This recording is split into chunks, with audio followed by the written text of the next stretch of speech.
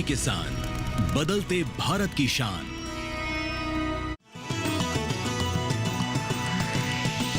DD किसान, बदलते भारत की शान।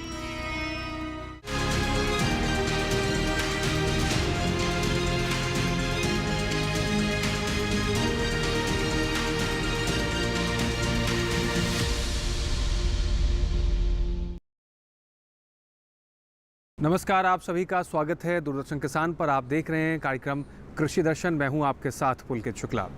कृषि दर्शन के इस कार्यक्रम में हम आप तक पहुंचाते हैं खेती किसानी से जुड़ी हुई हर एक महत्वपूर्ण जानकारी। खेती किसानी के क्षेत्र में हो रहे नित नए बदलावों की जानकारी आप तक पहुंचाते हैं ताकि हमारे किसान भाई इन जानकारियों से लाभ लेकर खेती किसानी में परिवर्तन कर अपने आप को आगे बढ़ा सकें। जानकारियों का लाभ लेकर खेती किसानी में परिवर्तन कर अच्छा खासा मुनाफा कमा सकें। हमेशा की तरह जानकारियों का सिलसिला हम आप तक 3 सेगमेंट के जरिए पहुंचाते हैं जो कुछ इस प्रकार से रहते हैं, जिसमें हम पहले बात करते हैं विज्ञान किसान के बारे में, फिर बात होती है कृषि स्टार्टअप की, और अंत में हम आपको बताते हैं फार्मिंग इंडिया के जरिए कुछ महत्वपूर्ण जानकारी खेती किसानी से जुड़े हुए सेक्टर्स के बारे में। तो शुरुआत करते हैं आज के कार्यक्रम की, जिसका नाम है कृषि दर्शन, और जानकारी के सिलसिले को आगे बढ़ाते हैं। चलिए आगे बढ़ते हैं और अब बात करते हैं सम्मेलन से प्रगति की ओर के बारे में।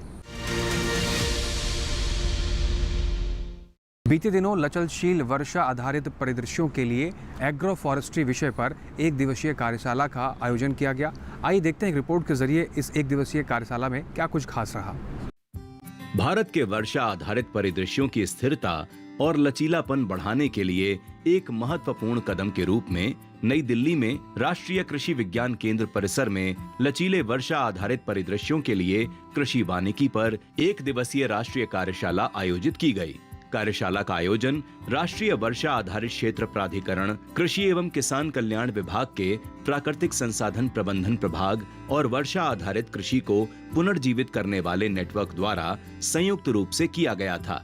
इस कार्यक्रम में प्रमुख नीति निर्माताओं, क्षेत्र विशेषज्ञों, शोधकर्ताओं और व्यवसायियों को एक साथ लाया गया। कार्यशाला का उद्घाटन कृषि एवं किसान कल्याण विभाग के सचिव श्री देवेश चतुर्वेदी ने किया। किसानों की आय बढ़ाना मुख्य उद्देश्य है नीतियों का हमारी, और किसानों की आय बढ़ाने में एग्रो फॉरेस्ट्री का बहुत बड़ा योगदान है। और ये देखा गया है कि जिन क्षेत्रों में, राज्यों में किसान एग्रो फॉरेस्ट्री की तरफ जाते हैं, तो चाहे वो इंडस्ट्री को फीड करें, चाहे वो जनरल वुड की रिक्वायरमेंट को पूरा करें, उससे आय कई गुना बढ़ जाती है। तो उसी के उद्देश्य से हमारा मिशन भी चल रहा है एग्रो फॉरेस्ट्री का। और विशेष रूप से जो आज की कार्यशाला है, जो हमारा ड्राई लैंड एरिया है, जो रेन फेड एरिया है, जो बारिश पर निर्भर है, उसमें एग्रो फॉरेस्ट्री को हम कैसे बढ़ावा दें, उस पर चर्चा होगी। और उस पर जो रणनीति निकलेगी तो आगे की हम योजनाओं में उसको समाहित करेंगे। और मुख्य रूप से जो एक हमारी एक बहुत महत्वपूर्ण एक कहावत है कि हर खेत पे मेड़ हो और हर मेड़ पे पेड़ हो, तो इसको हम कैसे किसानों के बीच, किसान भाइयों और बहनों के बीच और आगे प्रसार करके प्रयास करें, उनको अच्छी प्रजातियों का आवश्यकता अनुसार हम पेड़ दिलवा सकें, जो कि उसकी 90 to 100% उसकी सफलता हो। और हम कैसे इस तरह से इस स्ट्रैटेजी से हम एग्रो फॉरेस्ट्री मिशन को बढ़ा सकें, वो भी एक उद्देश्य होगा। और आज की कार्यशाला पे उसके बारे में चर्चा होगी। जो आवश्यकता है उस क्षेत्र की, उस हिसाब से नर्सरी विकसित हो, जिनका जो हमें डेवलप करना है फॉरेस्ट डिपार्टमेंट के साथ मिलके, फिर वो नर्सरी से वो प्लांटेशन दे के उनको पहुंचाया जा सके, वो देखभाल कर सकें, और फिर उसको लिंक किया जाए मार्केट से, जिससे उनको बेहतर उसका मूल्य मिल सके।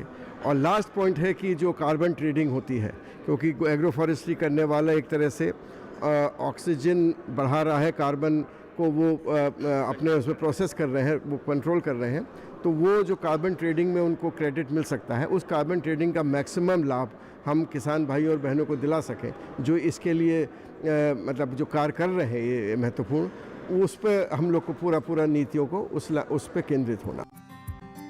इस कार्यशाला में एग्रो फॉरेस्ट्री के वरिष्ठ तकनीकी सलाहकार डॉक्टर SD सिंह भी मौजूद थे।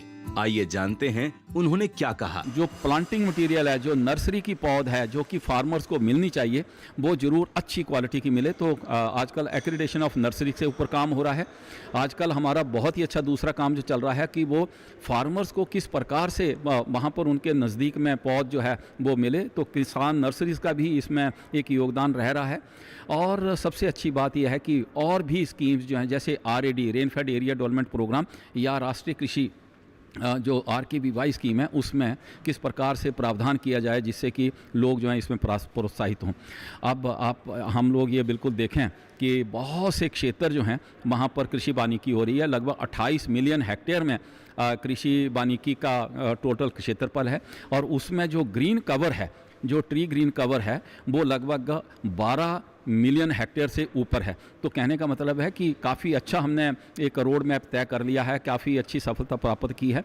पर फिर भी अभी देखिए हमें लगभग 12 मिलियन हेक्टेयर से 28 मिलियन हेक्टेयर जो है इसको ग्रीन हरा भरा करना है, और लगभग 20 मिलियन हेक्टेयर जो है कृषि वानिकी का एरिया और जो है वो हम ले सकते हैं, जिससे कि हम लोग जो एक इकोलॉजिकल सस्टेनेबिलिटी या फिर हमारा जो टारगेट है 33% का ग्रीन कवर करने का, जो आज की डेट में 25% है, तो 8% या 9% और कितना हम लोग कैसे वहाँ पर पहुँच सकते हैं, उसके लिए हमारे लिए और भी एक रास्ते तय करने हैं।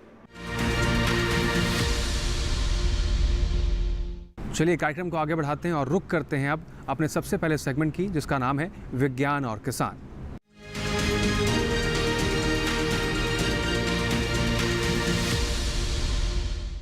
तो विज्ञान किसान में आपको बताते हैं एक ऐसी फसल के बारे में जिससे किसान भाई अच्छा खासा मुनाफा ले सकते हैं। आज हम बात करेंगे बेबी कॉर्न की खेती के बारे में। बेबी कॉर्न मक्के का एक बाल स्वरूप है जिसके ज़रिए किसान भाई अच्छा खासा मुनाफा कमा सकते हैं। खासकर किसान भाई अगर पशुपालन भी करते हैं तो पशुओं के लिए हरे चारे की व्यवस्था साल भर कर सकते हैं। शहर से सटे हुए गांव में बेबी कॉर्न की काफ़ी ज़्यादा मांग बढ़ती जा रही है। इसके अंदर काफ़ी पोषक तत्व पाए जाते हैं जिसके ज़रिए किसान भाई इसको उगाकर मार्केट में इसको बेचकर अच्छा खासा मुनाफा कमा सकते हैं। तो बेबी कॉर्न की खेती कैसे किसान भाइयों तक मुनाफा पहुँचा सकती है, आइए देखते हैं रिपोर्ट के ज़रिए।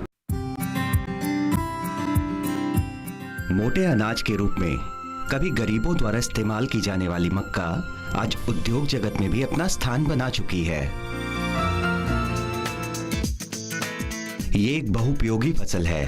ये मनुष्य के साथ साथ पशुओं के आहार का भी प्रमुख अवयव है।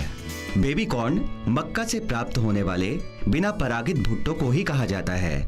इसका पौष्टिक मूल्य अन्य सब्जियों से अधिक है तथा पत्तों में लिपटे रहने के कारण ये रासायनिक कीटनाशकों के प्रभाव से लगभग मुक्त रहता है। इसमें phosphorus, carbohydrate, protein, calcium, iron व विटामिन प्रचुर मात्रा में पाए जाते हैं।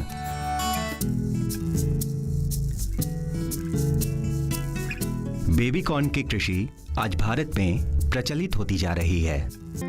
बढ़ती हुई मांग को देखते हुए ऐसा लग रहा है कि कृषि विज्ञान केंद्र की मदद से बेबी कॉर्न की कृषि जल्द ही भारत के अन्य कई राज्यों में भी शुरू हो जाएगी। बेबी कॉर्न की कृषि आप साल भर कर सकते हैं।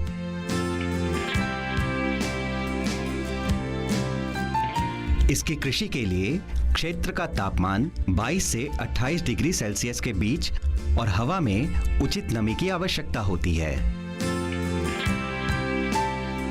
बेबी कॉर्न की कृषि किसी भी मिट्टी जिसकी जल धारण क्षमता अधिक हो में संभव है।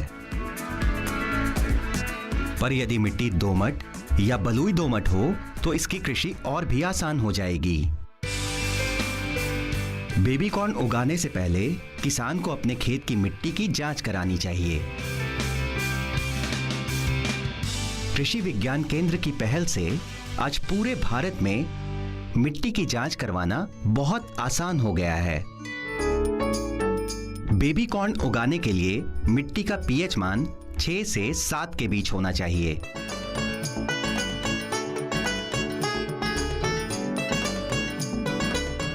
मिट्टी की अम्लता के साथ साथ कुछ जरूरी खनिज जैसे नाइट्रोजन, फास्फोरस और पोटैश का भी ध्यान रखना चाहिए। नियमित मात्रा में जैविक खाद मिलाकर मिट्टी की अम्लता और मौजूद पोषक तत्वों की आपूर्ति कर सकते हैं। कृषि विज्ञान केंद्र की सलाह अनुसार उचित कदम उठाकर आप अपने खेत को बेबी कॉर्न की सफल कृषि के लिए तैयार कर सकते हैं। बेबी कॉर्न जैसी विशिष्ट कृषि से उचित मुनाफा प्राप्त करने के लिए किसान प्रायः इसे सही समय पर बाजार तथा मंडी तक पहुंचा देने का प्रयास करते हैं। इसीलिए किसान कृषि विशेषज्ञों द्वारा प्रमाणित बीजों का ही चयन करते हैं, जिससे निर्धारित समय पर स्वस्थ फसल की प्राप्ति होना संभव हो पाता है।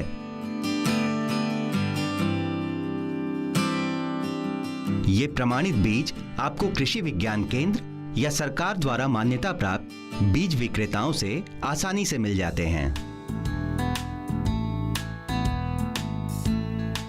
किसान आज खेत की जुताई कर रहे हैं। खेत में कब और कितनी बार जुताई करनी है, ये मिट्टी की गुणवत्ता पर निर्भर करता है।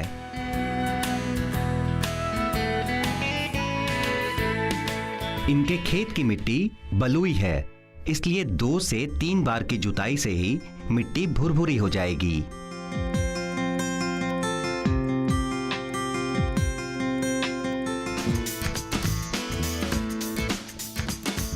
किसान 8 से 10 इंच या लगभग 1 बीता ऊंची मेड़ बनाकर बेबी कॉर्न की कृषि आरंभ करते हैं। इस बात का भी ध्यान रखा जाता है कि मेड़ से मेड़ की दूरी लगभग 45 सेंटीमीटर या 1.5 फुट हो। इन सब बातों को सुनिश्चित कर लेने के बाद किसान बुआई आरंभ करते हैं।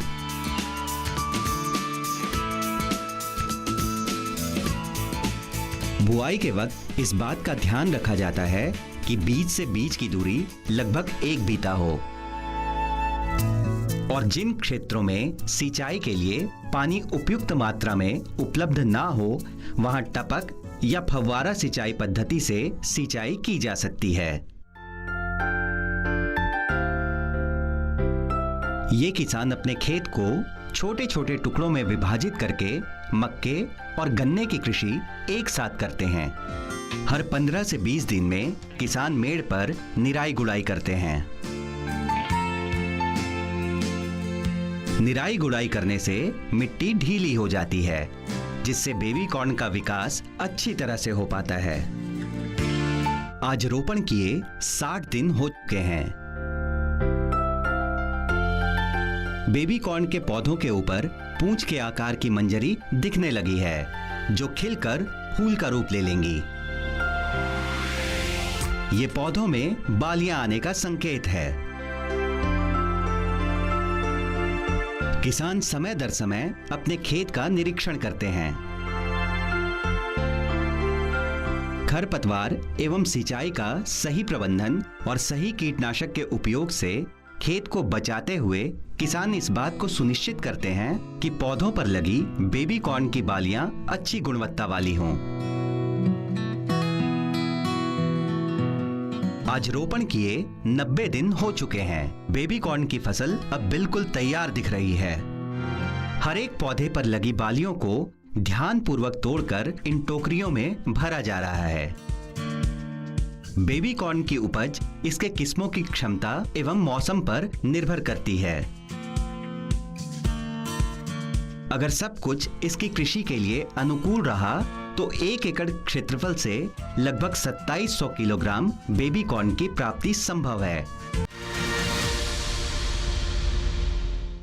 यहाँ वक्त हो गया एक छोटे से ब्रेक का। ब्रेक के उस पार अपने 2 सेगमेंट्स के बारे में आपको बताएंगे, जिसमें हम बात करते हैं कृषि स्टार्टअप और फार्मिंग इंडिया की। आप बने रहें, देखते रहें कार्यक्रम कृषि दर्शन।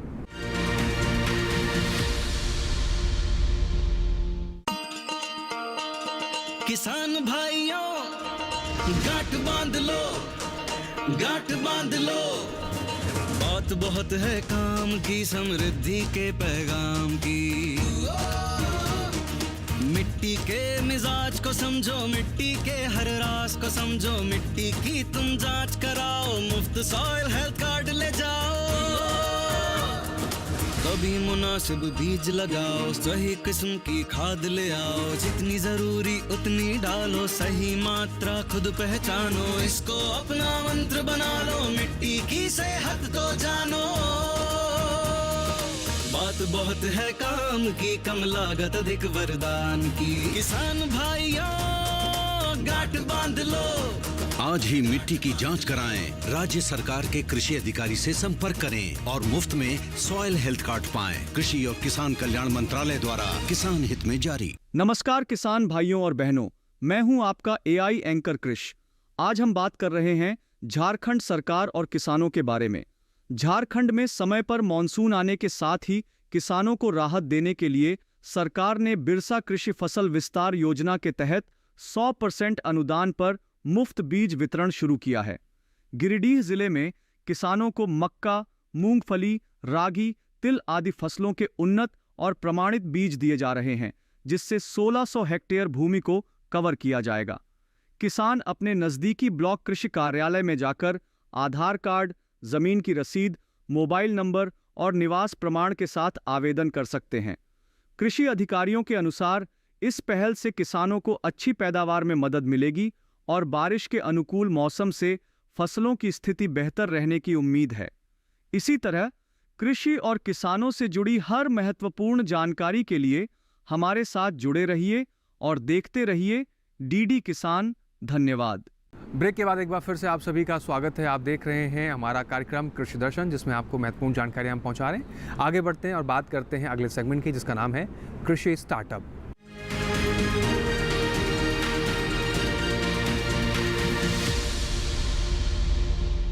दोस्तों, जैसे आप सभी जानते हैं कि खेती किसानी के क्षेत्र में अपार संभावनाएं हैं। इन संभावनाओं को साक्षर करने के लिए बहुत से बदलाव करने की ज़रूरत होती है और उन बदलाव में है स्टार्टअप। आज हमारे देश में हमारी सरकार कृषि क्षेत्र से जुड़े हुए तमाम स्टार्टअप्स को प्रोत्साहन देने में बहुत सारे प्रयास कर रही है। कैसे आप कृषि स्टार्टअप से जुड़कर अच्छा खासा मुनाफा कमा सकते हैं और कैसे कृषि स्टार्टअप आज कई किसानों की ज़िंदगी को बदलाव ला रहा है, आइए देखते हैं इस रिपोर्ट के ज़रिए।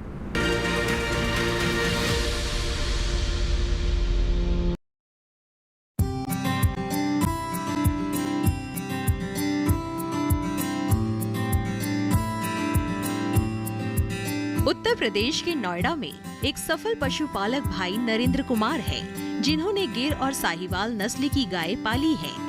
इनकी गौशाला में लगभग 200 गायें हैं। इन्होंने देखभाल के लिए समुचित व्यवस्था की है। खानपान से लेकर दूध निकालने हेतु हाईटेक व्यवस्था कर रखी है।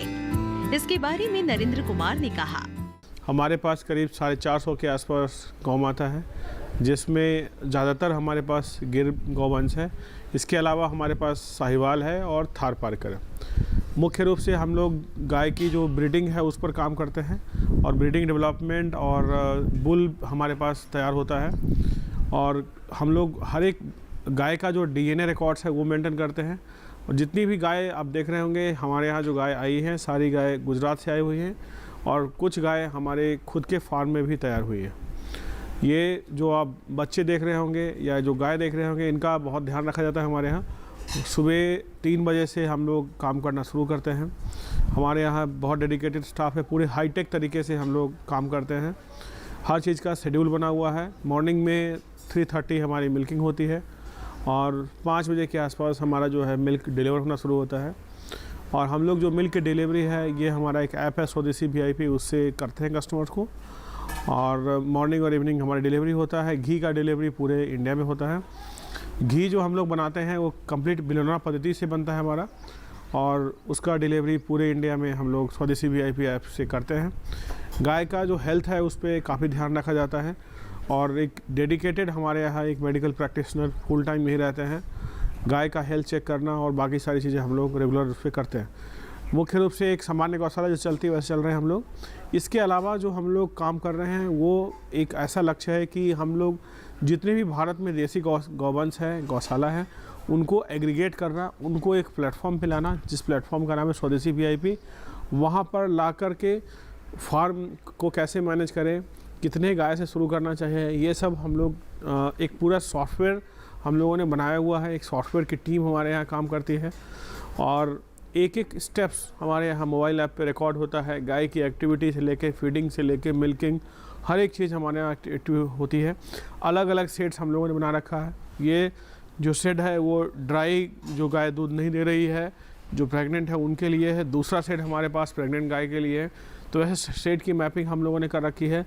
तो हम लोग आज नोएडा में एवरेज 133 रुपये के आसपास दूध बेचने में कामयाब है, और जो हमारी प्योर ब्रीड है वो 200 रुपये तक का चलता है।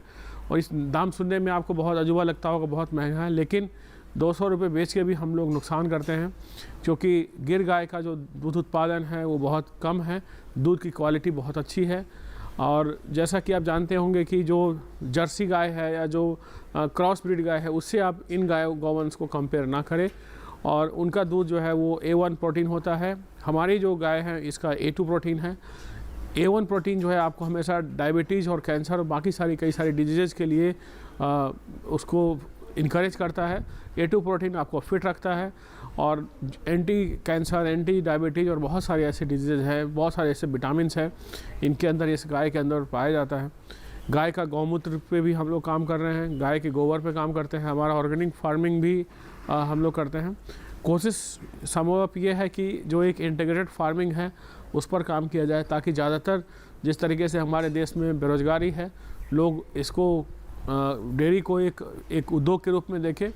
और दूसरा लक्ष्य हम लोगों का है कि हम गाय को बचाने में सक्षम हो। गाय के दूध के उत्पादन को बढ़ाने के लिए भी हम लोग बहुत हाई ब्लड लाइन वाली बुल हम लोग लाते हैं। हमारे पास 2-2 हज़ार वर्ष पुराना DNA रिकॉर्ड हमारे पास हमारे बुल का अवेलेबल है, और हम लोग नई जनरेशन का बुल भी तैयार कर रहे हैं, जो आने वाले समय में हम अलग अलग ज़िले में, राज्यों में किसान को देने का कार्यक्रम करेंगे।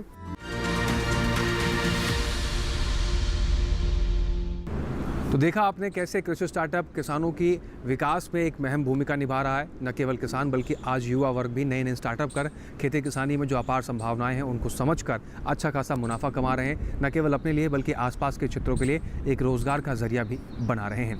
आगे बढ़ेंगे, लेकिन फिलहाल यहाँ वक्त हो गया एक और छोटे से ब्रेक का। आप बने रहें, देखते रहें कार्यक्रम कृषि दर्शन।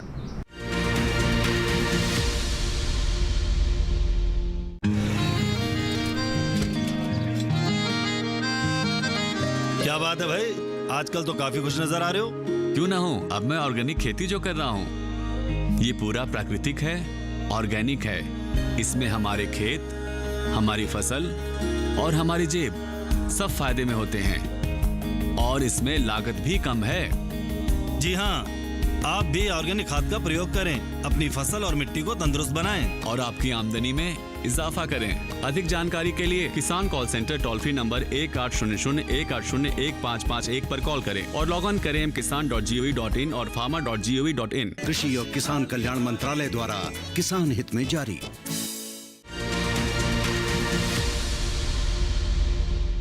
ब्रेक के बाद एक बार फिर से आप सभी का स्वागत है। आप देख रहे हैं कृषि दर्शन। आगे बढ़ते हैं और रुक करते हैं अपने आखिरी और सबसे महत्वपूर्ण सेगमेंट के बारे में, जिसका नाम है फार्मिंग इंडिया।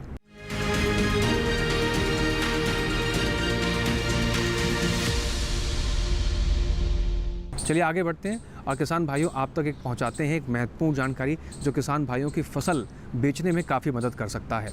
किसान भाई बहुत मेहनत से फसल उगाते हैं, लेकिन मंडियों में जब वो पहुंचते हैं तो उनको सही भाव की जानकारी नहीं होती, जिसकी वजह से किसान भाइयों को उचित दाम उनके फसलों का नहीं मिल पाता है।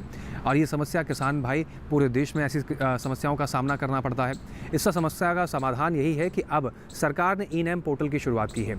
ई-नैम पोर्टल के जरिए किसान भाई घर बैठे देश के किसी भी कृषि मंडी का भाव जान सकते हैं। साथ ही आप ये भी जान सकते हैं कि आने वाले दिनों में बाजार का भाव किस तरफ जा सकता है, कौन से कृषि जिन्स का भाव क्या रहने वाला है, भाव उठने वाले हैं, भाव गिरने वाले हैं। तमाम जानकारी ई-नैम पोर्टल के जरिए आप जान सकते हैं। तो आप इससे अच्छा खासा मुनाफा ले पाएंगे और अपने फसलों को उचित दाम पर बेच पाएंगे। तो आइए जान लेते हैं क्या है ये ई-नैम पोर्टल।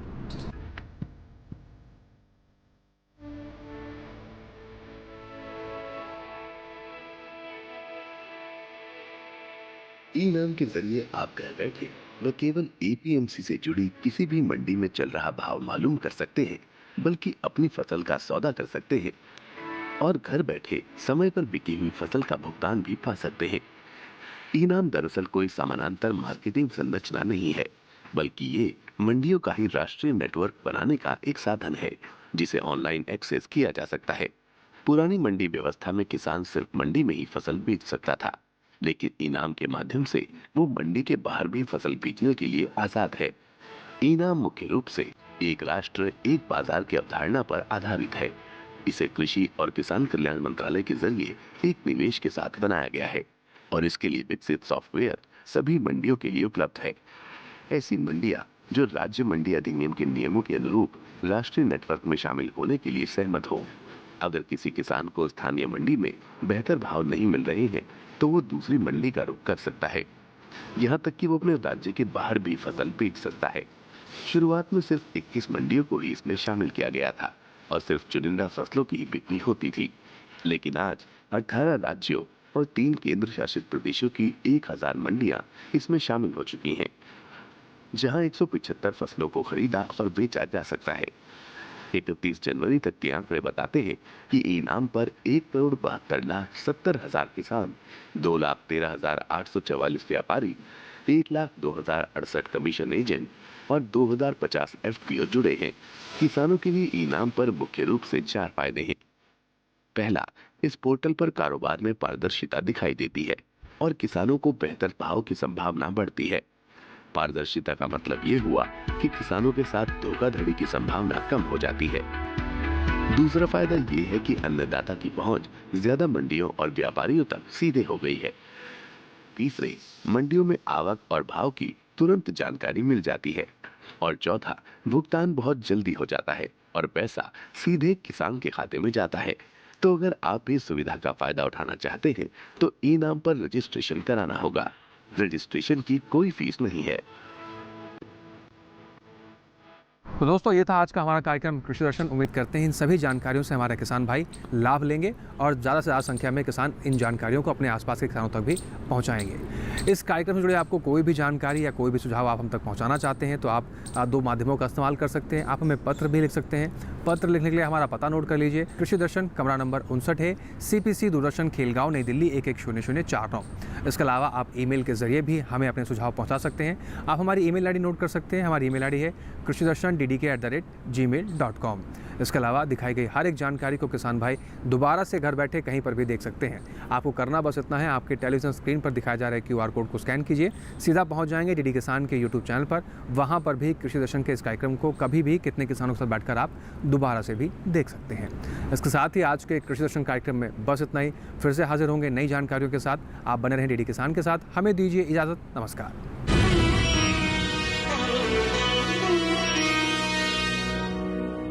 मन की बात है जन जन